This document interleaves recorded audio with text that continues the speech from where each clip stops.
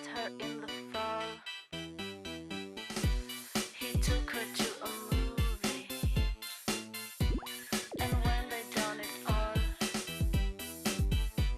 he took her. Hello and welcome to the Fabulous Picture Show. I'm Amanda Palmer. This week we're joined by Danish actor Mads Mikkelsen. Now you recognise him probably as the villain who mashed up James Bond, but he's here to screen his latest film, Flame and Citron, where he gets to be the hero. As World War II resistance fighter Citron, Mads strongly encourages the Nazis to rethink their occupation. Vil du gerne leve, hva? Dit nazisvin. It's another gripping performance from Denmark's best-known actor. I hope our little game isn't causing you to perspire. And we meet the man who made lullabies scary. But first, filmmaker Alex Gibney won an Oscar for his documentary Taxi to the Dark Side, and now he's gone gonzo. Not many real-life journalists get feature films made about them, but the late Dr. Hunter S. Thompson has been portrayed by both Bill Murray Can I get anything for you, sir? and Johnny Depp.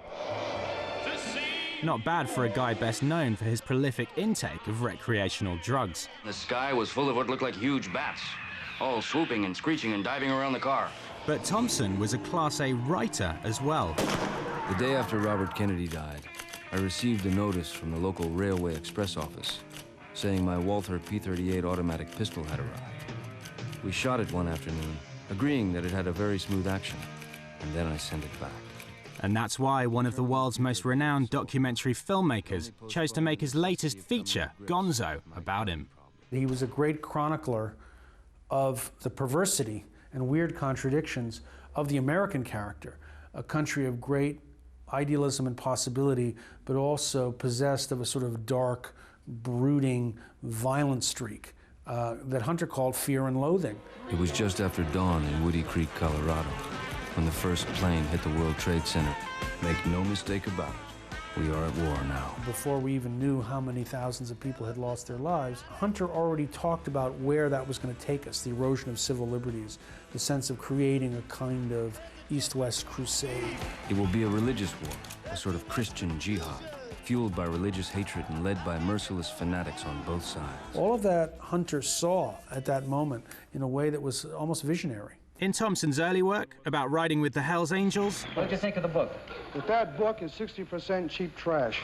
finding fear and loathing in Las Vegas, You can't park your car here! Why not? Is this not a reasonable place to park? Reasonable? You're on a sidewalk! and on the presidential campaign trail, He speaks to the werewolf in us on nights when the moon comes too close. Thompson pioneered a form of subjective first-person journalism called Gonzo. Well, Christ, if I made it, this breakthrough, we got to call it something. I mean, so I like the word gonzo, and it seemed to mean what I was doing. That sometimes a real truth is not always an accountant's truth, which with a list of facts. Sometimes it's an ecstatic truth where fiction or fictional techniques can get you there in a way that's better. Alex Gibney can get a bit gonzo himself in his film about the scandalous fall of the Enron Corporation.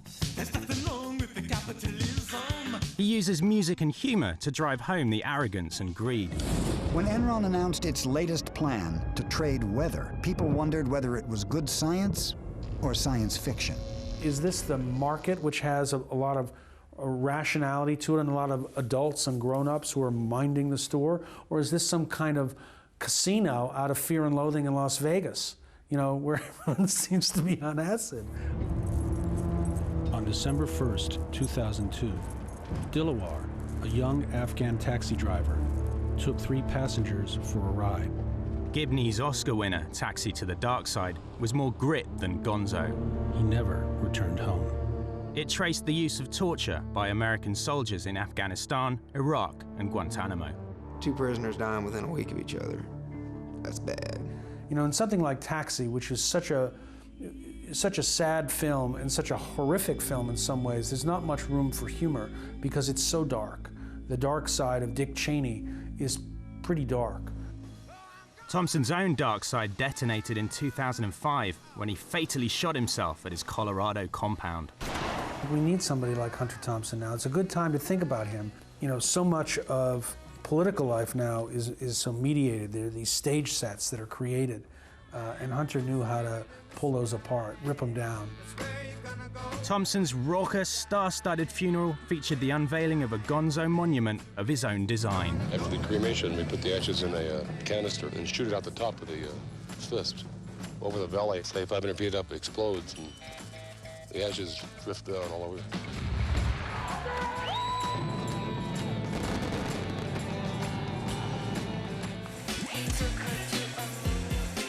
Over the years, there's been some famous film collaborations. Robert De Niro and Scorsese, the Coen brothers, George Lucas with R2-D2. But here's a collaboration which hasn't been so famous, but it's been pretty interesting nonetheless. Back in the 1970s, an Italian progressive rock band called Cherry 5 caught the ear of horror maestro Dario Argento. You're 22 years old. Yeah. And you're about to work with a very, very famous director. Were you slightly intimidated by him? Yes, of course, at the beginning we were very intimidated. When Dario chose us for this film, we couldn't believe it, but he really enjoyed what we were recording.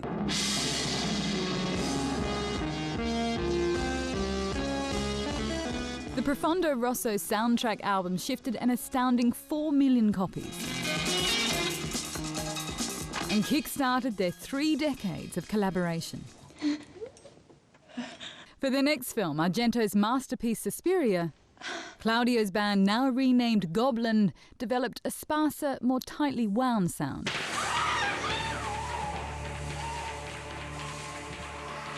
So Dario said to you, "This will be my most cruel film ever," yeah? Yeah, he told me.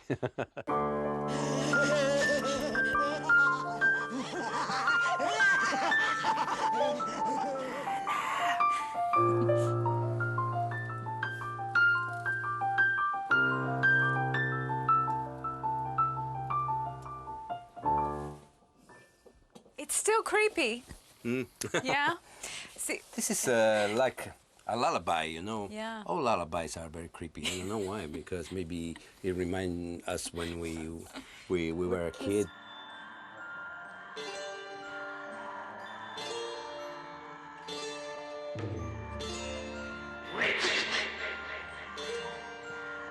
You said that you wanted to create a soundtrack here where the witches felt like they were present all the time. That was, yeah. Argento said that to Yes. you, didn't he? He said, throughout the film, I want to feel the presence. Yes, every of the time, witch." especially with the music, you play the music that people feel, witches are on the air, you know. We use ethnic instruments like bouzouki, tabla, Indian tabla, and mixing all and voices like la, la, la, this is my voice. You know, That was your voice? Yes.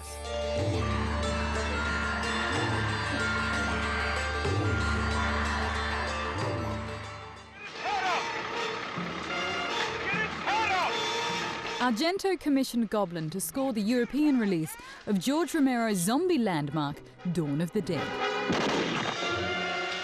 But it was the dawn of the 80s and prog rock was dead. Goblin broke up. Now solo Claudio became Italy's answer to Phil Collins, while continuing to work with Argento.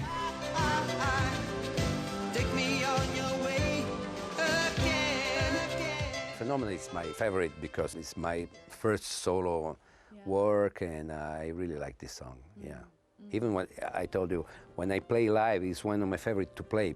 Sometimes if you put something romantic on horror films, it works.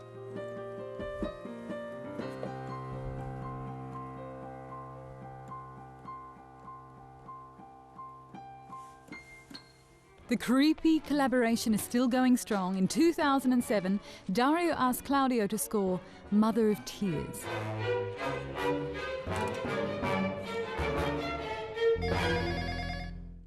In this song, I mix a lot of electronical sounds and real orchestra. Okay. Yeah.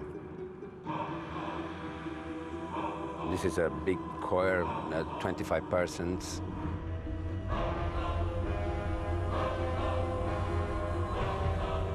When I compose this music with the choir, I sing like a singer in my mind and say, I shall one mother. you know? Mother.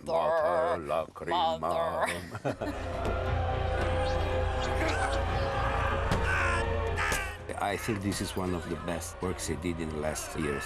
I can say the concentrate of my entire life, experience of music in this film, yeah. Claudio continues to tour with his new band, Demonia, and is still enticing his die-hard fans. It's making you feel queasy, and it's filling you full of hope and dread.